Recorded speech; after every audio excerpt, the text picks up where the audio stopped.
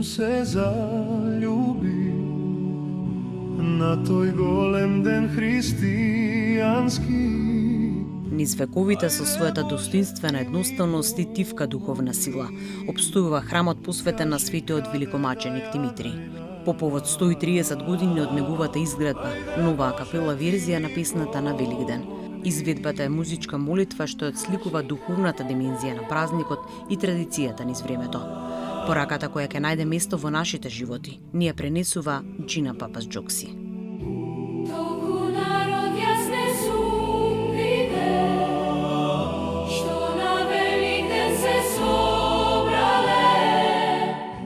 Секој храм со себе си носи своја енергија. Имав идеја да не го правам тоа со толпа луѓе на Великден, туку едноставно да го одбележиме самиот храм. Затоа што го имаме и поводот, нели? Меѓутоа, многу е битно и кој ја држи камерата во своји раце. Сега да не испадне тоа дека јас се фалам, меѓутоа Саше Доковски направи одлични кадри. Значи, ова што го гледате, ние имаме уште 2 материјала плюс останато, за да можеме да направиме уште 3 спота. Меѓутоа, од тој материјал го извадивме овој кој мислиме дека е најприкладен за песната во оваа форма што ја слушаме сега. Така неа ке ја најдеме. Како и првата верзија, пред 36 години, така и сега некако бев многу скептичен дека ќе допре до народот. Сега во овој случај, кога веќе инсистиравме тоа да биде црковен хор, ние го направивме она што мислиме дека е најдобро што може да биде.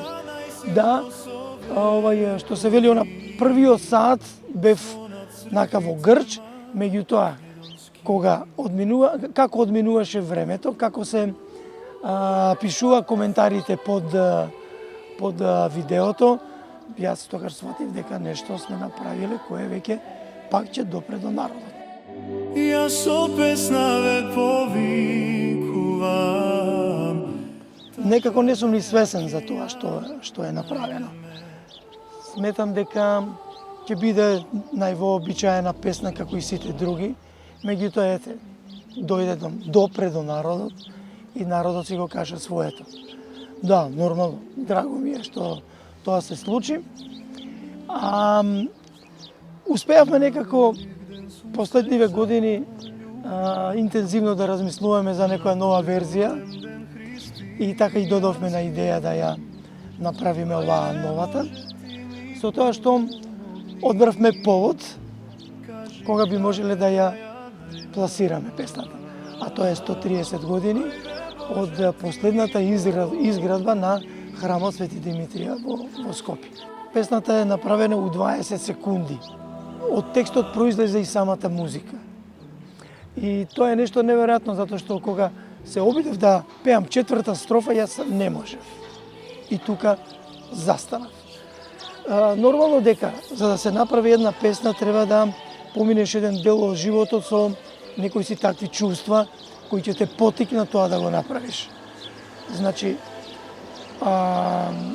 од смртта на баба ми, која сложи една приказка за тоа како дедо ја просел, како праќал стројници, од таква една приказна се направи песната. Меѓутоа, од тогаш до реализација на песната помина скоро 6-7 години, низ години кои веќе на некои делови поминати под црквите, што македонски, што на Болна Брач, веќе ми се создадоа сликите кои инициираа инспирација за да се направи у тие 20 секунди музика и текст.